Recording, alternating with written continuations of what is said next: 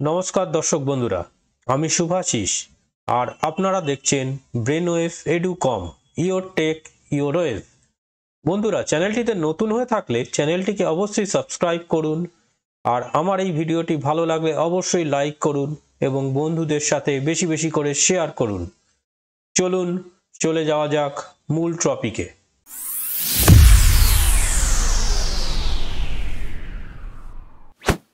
বন্ধুরা, ভিডিওর থাম্বনেলটি দেখে নিশ্চয়ই আপনারা বুঝতে পেরেছেন যে ভিডিওটি কি বিষয়ের উপর। গত শনিবার আমি একটি ভিডিও করেছিলাম হার্ড ডিস্ক ভার্সেস এসএসডি। আজকেও সেই ধরনেরই একটি ভিডিও, কিন্তু ওটি ছিল internal hard disk versus internal SSD. কিন্তু আজকে যে ভিডিওটি করছি এটি কিন্তু টপিকটি যদিও একই রকম শুনতে মনে হচ্ছে, কিন্তু টপিকটি একটু আলাদা। এক্সটার্নাল হার্ড ডিস্ক আমরা কেন ব্যবহার করি, কি পারপাসে ব্যবহার করি, বা এক্সটার্নাল এসএসডি বা কেন ব্যবহার করব, এই সমস্ত টপিক নিয়েই আজকে আলোচনা করব। তাই ভিডিওটিকে স্কিপ করবেন না। আরেকবার অনুরোধ, চ্যানেলটিতে নতুন হলে চ্যানেলটিকে অবশ্যই সাবস্ক্রাইব করুন এবং এছাড়াও ভিডিওর ডেসক্রিপশন এবং চ্যানেলের ডেসক্রিপশনে দেওয়া লিঙ্ক অনুযায়ী ফেসবুক পেজ এবং হোয়াটসঅ্যাপ চ্যানেলটিকে আপনারা ফলো করুন, তাহলে ভিডিওর নিয়মিত নোটিফিকেশান আপনারা সহজেই পেয়ে যাবেন। চলুন চলে যাওয়া যাক মূল টপিকে। বন্ধুরা, আজকের যে বিষয় সেটি হচ্ছে external hard disk versus external SSD. বন্ধুরা, আমরা এক্সটার্নাল ড্রাইভ ইউজ করি ডেটা স্টোর করার জন্য, অর্থাৎ বিভিন্ন ধরনের ডেটা, মুভি, সং, বিভিন্ন ধরনের ফাইল, এগুলি স্টোর করার জন্য আমরা এক্সটার্নাল হার্ড ডিস্ক বা এক্সটার্নাল এসএসডি ব্যবহার করে থাকি। পূর্বে কিন্তু শুধুমাত্র হার্ড ডিস্ক যখন ছিল, আজ থেকে বেশি দিন নয় বন্ধুরা, আজ থেকে মোটামুটি 10 বছর আগে, তখনও কিন্তু এসএসডির প্রচলন সেভাবে হয়নি। তখন কিন্তু হার্ড ডিস্কটাই 90% লোকে ব্যবহার করত। কিন্তু বর্তমানে যেহেতু এসএসডির একটা প্রচলন হয়েছে এবং এসএসডি কিন্তু মার্কেটে প্রায় ছেয়ে গেছে, অর্থাৎ এখন কিন্তু হার্ড ডিস্কের ব্যবহার কম, এসএসডির ব্যবহার বেশি।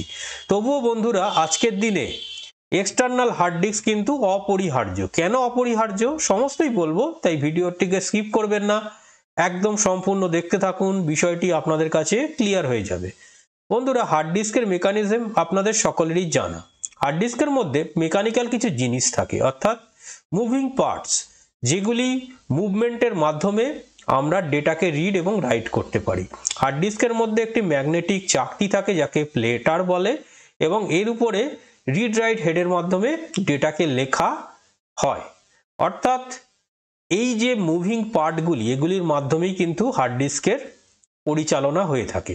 হার্ড ডিস্কের গতি 5400 7200 আরপিএম হয়ে থাকে, অর্থাৎ প্লেটারটি যত জোরে ঘুরবে ততই কিন্তু আপনার ডেটা রিড রাইটের গতি কিন্তু বেড়ে যাবে। কিন্তু এর একটি লিমিট রয়েছে, এই লিমিটটিকে ক্রস করার জন্যই বন্ধুরা এসএসডির প্রয়োজন হয়। এসএসডির ক্ষেত্রে আপনারা এই লিমিটটিকে ক্রস করতে পারবেন। যেমন আপনার একটি হার্ড ডিস্কের ক্ষেত্রে 100 MBPS হতে পারে গতি, কিন্তু এসএসডির ক্ষেত্রে 550 MBPS মিনিমাম গতি হবে। আমি ডেটা রিড রাইটের গতির কথা বলছি, অর্থাৎ অনেকটাই বেশি, 5 গুণ বা 10 গুণ পর্যন্ত বেশি হতে পারে এসএসডির গতি। তাই বর্তমানে আমরা এসএসডি ব্যবহার করব। এবারে বন্ধুরা, একটি জিনিস আপনাদের ক্লিয়ার করি।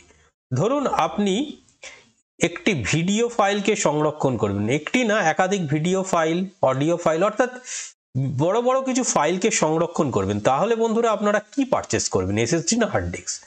দেখুন বন্ধুরা, যদি লং টার্মের জন্য আপনারা চান তাহলে কিন্তু আপনারা হার্ড ডিস্ক পারচেস করুন।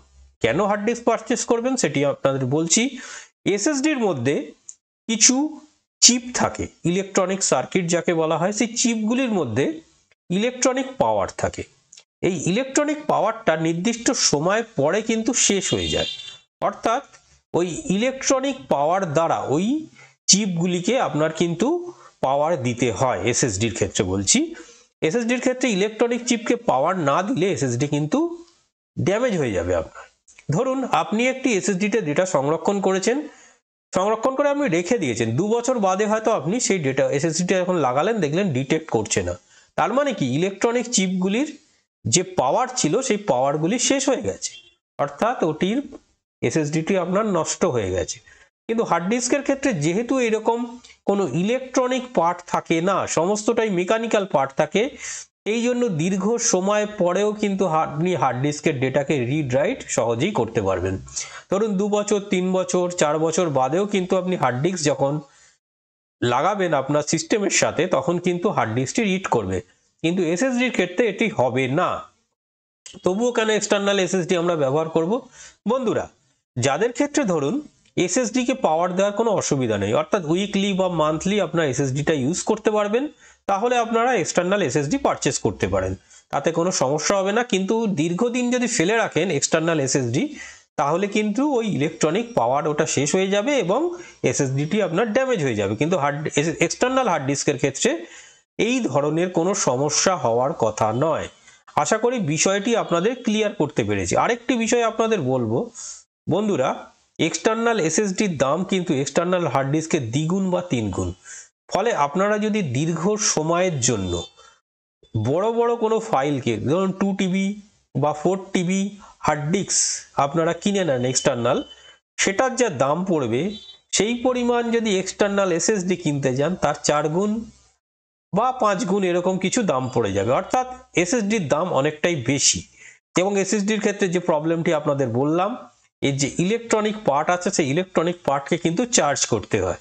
এটি চার্জ না করলে কিন্তু আপনার এসএসডির লাইফ কিন্তু শেষ হয়ে যাবে। আশা করি বিষয়টি আপনাদের ক্লিয়ার করতে পেরেছি। এবার আপনারা নিজেরাই ডিসিশন নিতে পারবেন যে আপনারা এক্সটার্নাল হার্ড ডিস্ক কিনবেন না এক্সটার্নাল এসএসডি কিনবেন। বন্ধুরা, এই ছিল আজকের ভিডিও। আশা করি ভিডিওটি ভালো লেগেছে। ভালো লাগলে অবশ্যই লাইক করবেন, শেয়ার করবেন, আর চ্যানেলে নতুন হলে চ্যানেলটিকে অবশ্যই সাবস্ক্রাইব করবেন। সকলে ভালো থাকবেন, সুস্থ থাকবেন। আজকের মতো বিদায়।